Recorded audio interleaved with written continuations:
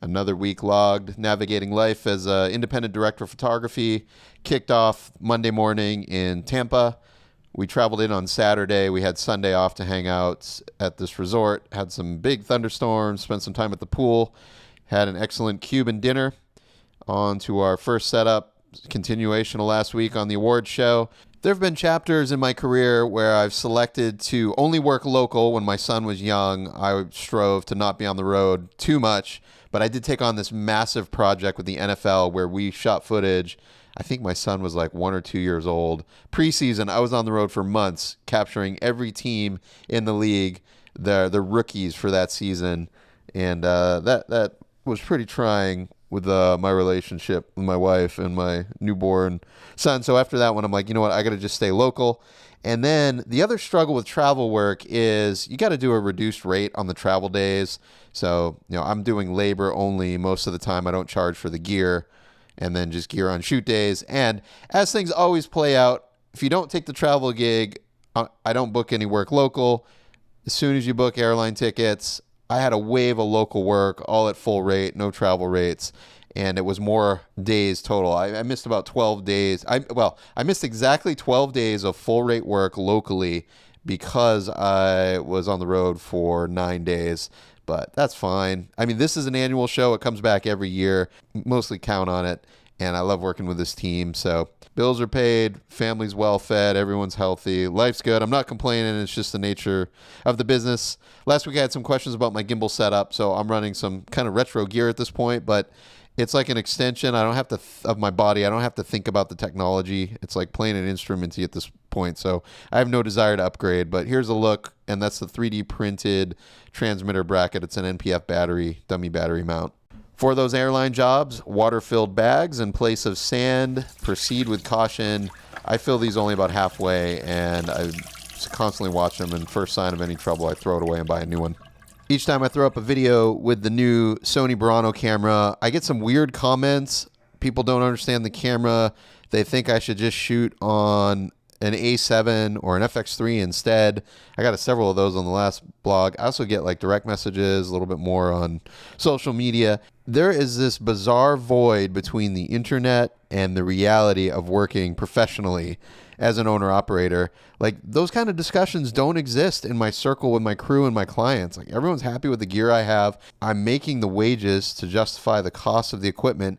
That Burano is just about paid for itself in the few months I've had it. And being an owner-operator, it's really about choosing the best gear that has the widest spread of usability with the type of client work I'm doing. And also, I just want the redundancy of playing the same guitar every job. I got my FX3. I use it for specific things. Basically, it's on the gimbal, and occasionally, like if I got to do like an in-car ride-along interview, like doing news, police ride-alongs, I'll use that camera. But I don't want that as my A camera. I know there's people that do use that and excel at it. That's great too. I got my start in broadcast television. I'm very comfortable and confident with a shoulder type camera. The Burano's a little bit less of that. And when I bought my Amira in 2014, the first one, I got my camera right after the NFL received their first 30, and it went to work right away. I consigned it with a rental house, but I was also using it on my own jobs, and I was getting a lot of pushback on social media and a little bit of just like random other shooters and crew people like, you should have bought the Alexa Classic. I'm like, camera's been out for 4 years. It's more of a motion picture studio style camera. I'm a single operator, documentary, broadcast television, some corporate. The Amira was the perfect camera for me, and it elevated my career. I got onto bigger shows as a B or C cam op with my own camera. I was able to elevate some of my lower tier clients that I was shooting C300 for them. Some of those I brought the Amira on, same rate initially, get them hooked on that new workflow, and we quickly found I could shoot faster, prettier images, just better all around, and it was an easier post workflow with ProRes. So anyway, good move. I feel very similar as an owner op with the Burano purchase. So this job that's been running here, there's no Burano in it. I came back to San Antonio to shoot this project. 2 FX9s for the interview room, and then we shot B-roll with 1 FX9 and the FX3 on the gimbal. Had my son helping out. Gino came in for sound. I originally wanted to book a local San Antonio audio mixer, but this job was like a long hold, and then it didn't confirm until less than a week out from the shoot date. So I told all the crew, I'm like, you get any offers, take it. Just assume my hold is not solid. So I lost my sound mixer, reached out to my buddy Gino, and he was in Alaska when we chatted on a shoot. And then he's like, I have a big shoot in the DFW area the 2 days prior, but he's like, I think I can pull an all-nighter, get back to my home base in Austin, and then get up at 0500 and get down for your 0730 call time. He saved the day for me. Thank you, Gino.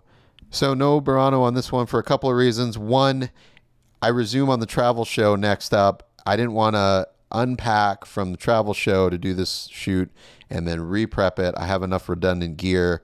I could cover this one without it. And I sent 2 Pelicans back to California with my director-producer team so we could split up the baggage. So I have the body, but I don't have all the accessories. For a 2-camera interview assignment, I own 2 FX9s. I only have the 1 Burano. Prefer to have matching cameras for the lowest risk, lowest brain power required. On my last vlog, there was some discussion about that being the perfect travel show to shoot on the FX3 for the interview components. A couple of reasons I didn't do that. Number one being that the budget and stakes are so high on that project. I need to travel with 2 cameras to have a backup. So the 3 was the backup if something went wrong with the Burano. 2, that Burano is pretty compact. I got to fly with that Pelican 16-15 anyway for all the other camera related items. And there was room in the case. It wasn't like I brought an additional case. Beyond all of that, I'm nervous to rely on that FX3 for in-camera audio record through that handle. The mount is super delicate, and then I would have to run a gold mount battery. And once you rig out that camera, it's about the same size as the Burano. And the Burano's a slightly better picture whilst matching at the same time. And almost all of my interviews have daylight windows in the background, and I'm just running a little newer panel for key. So having that extra dynamic range and what looks to me to be a little bit friendlier highlight roll off as you get near a clip, all of which is worth it. And again, I own it. The client can afford for me to use it, so that's why we're using it. The doors outside our interview area were squeaking, so I sent my son out there with some WD-40 to quiet it down. Keyed our interviews on the Aperture 300D with a 105 centimeter octo box, and then filled with the F22.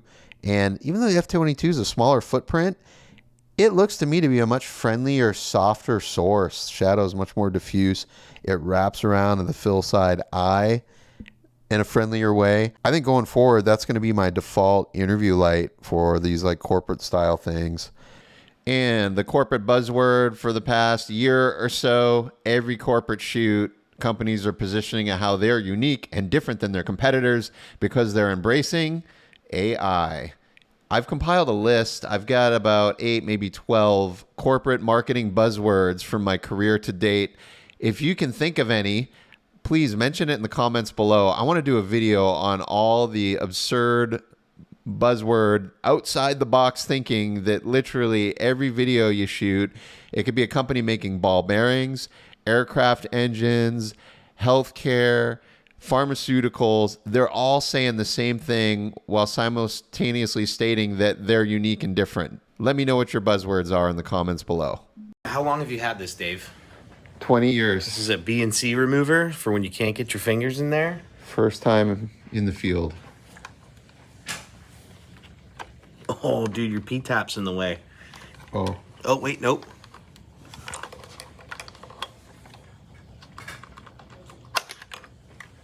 Smooth as butter. Good work, doctor. Ooh. I think I bought that BNC removal tool in 1998 for building out a machine room for a production facility. And all these years, I only used it with equipment racks and patch panels. Finally occurred to me to put it in the truck. Could be useful with all these recessed BNCs. Got to bring out my mini jib for the first time in, I think, 2 years. Last time I used it was on a shoot in Miami. Before the high-quality mirrorless cameras and single-stick gimbals, this was my go-to tool for corporate B-roll, tabletop shots. I was shooting ads for a restaurant chain, and we would do all of their food-style shots, high speed, with this rig with a big cine kitted out Amira or Alexa. It goes all the way back to my days shooting with the Red One, and it's the reason I have a storage unit currently. So each month when that $125 is debited from my account, I think I got to get rid of this thing. I don't use it anymore. But then when I pull it out on a shoot, I'm so happy I have it. But can do an awful lot of this with a gimbal nowadays. I have lost the finesse I once had when I was using this thing several times a month. Ordered a few more Burano accessories. The bright tangerine EVF loop arrived. Got rid of the swivel. And it looks like it only sticks out half inch, 3/8 of an inch more than the factory mirror box. This Sony EVF rod, is that a NATO compatible rail? Or what is it? And who makes one that's a couple of inches longer that will mount directly on that 15 mil rod? I don't want to get into a whole new top handle and top plate setup, but I do want to extend that forward. And I've ordered 2 mid 49 cable extensions.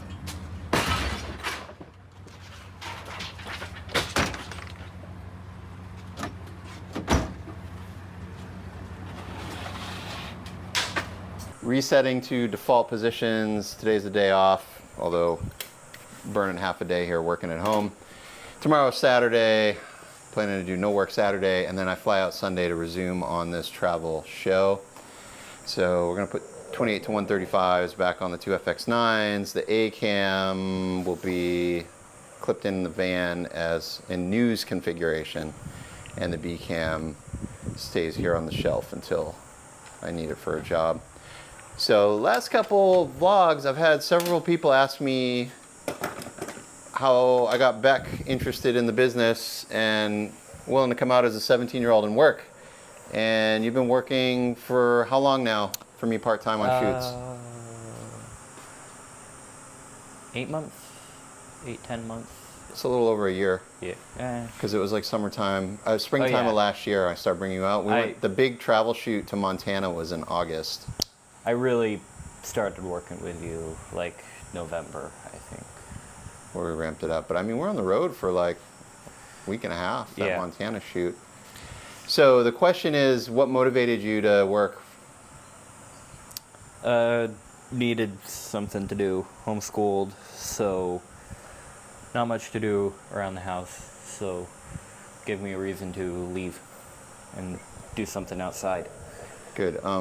If that one binds, just unlock these 2 thumb screws on the sides. If they loosen them, unlock the lens mount. You can slide it on the rails forward, counterclockwise on the PL mount. Yes, Sony had to reverse things on their E mount to make it extra confusing. And we're not going to cap the port while we're switching lenses. And then now you can, you just set that in the case so it's secure. Then you can spin the bridge off, or the way you did it. So my process, which I learned from working on some union shows, features, and TV shows, is the lens caps belong in lens cases, nowhere else, to minimize the risk that when you're fumbling and rushing and sweaty like it is right now, that there's no risk of you dropping something and having to, in the moment, decide, do I catch the lens or the falling lens cap? All right, and then the PL goes into... So then they're asking how Beck's getting paid. I've got him on payroll. I'm on payroll. My wife is also on payroll. So we've got 3 company employees. I'm a little S Corp. You can watch some of my other videos to get details on the business structure here in the US and how I do it. I will reinforce that if you own gear, you're an owner-operator, and payroll, once you get your revenue up, my accountant told me years ago when I broke $100,000 in gross or total sales, total invoices, it was time to set up an S Corp, not an LLC, because there are payroll tax advantages where you can divide your income between your fixed payroll and a profit share for the shareholders. So I have other videos if you want to watch that. So based on that, Beck's getting paid hourly for when he works. I also pay him for all the prep time, like right now here in the garage. And then we do a lot of the maintenance, him and I, and his grandfather, on a couple of rental properties, which this is the media side of the garage, and this side is the property maintenance side. And then it's the same divide in my storage unit. It's about half and half. And so Beck gets paid hourly, and that's how he clocks in when he gets in that van each day, not set time. And when we get back, and then OT, and we do portal to portal from hotels on travel days. From same deal when we get into the basically leave the hotel.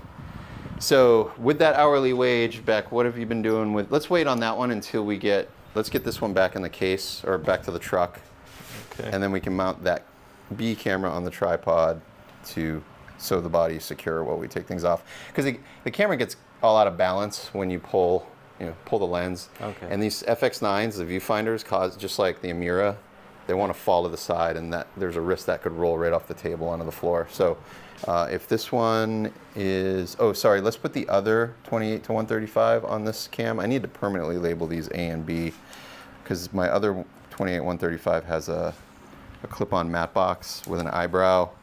And the eyebrow is good for shooting news, live shots, when I've got the sun in the background to control flare.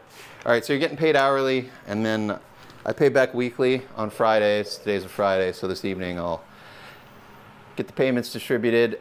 With your weekly funds, what are you doing with your income? 80%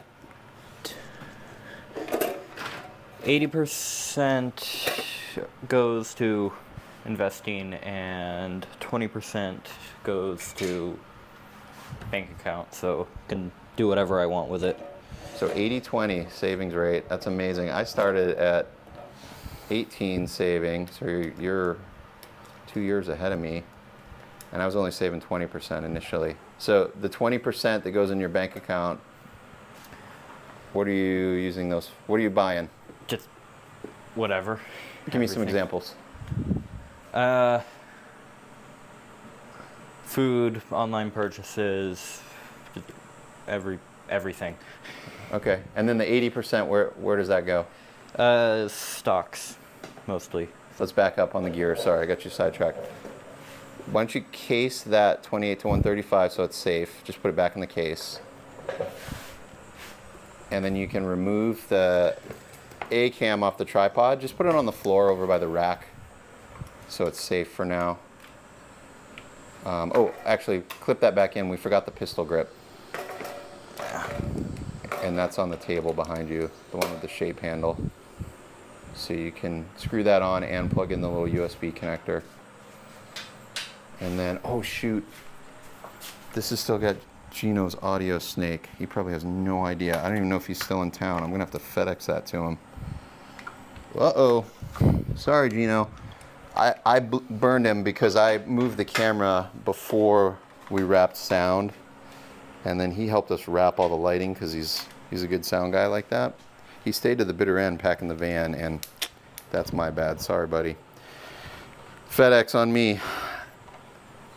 Quick feature package shoot. This aired last week, and some of it also played in the arena in Oklahoma City. So I think it's safe to talk about now. But drove up to Stevensville, Texas, about a 3.5 hour drive for me. We had a 2 p.m. call time. One-man band, me plus a producer. Planning to just shoot single camera, but then we decided to run two on the interviews. So FX9 and Burano, an 85 and a 50 mil E-mount lenses, my Sigmas. And I was hurting on this day, the beginnings of a head cold. I think I had just under 100-degree fever, and it was 100 degrees that day. No AC in that little shed because it was too noisy, but we powered through. I would say we set up and knocked out the interviews in under 90 minutes. Then we went and had early dinner waiting on the sun, and then at 7 p.m. we went back to shoot the B-roll with the bowls. On the drive in, I was so out of it, but this is out far from the city. There's no replacement option for me on the day. I took a 90-minute nap in the van to clear my head and powered on. This vlog's getting a little long, so we'll save this till next week to get into a little debrief, share my thoughts on the final edit and color and how this all turned out. I'll be doing that from a hotel room on the road with this awards show. So until next week, let's continue the discussion in the comments below. Thanks for watching.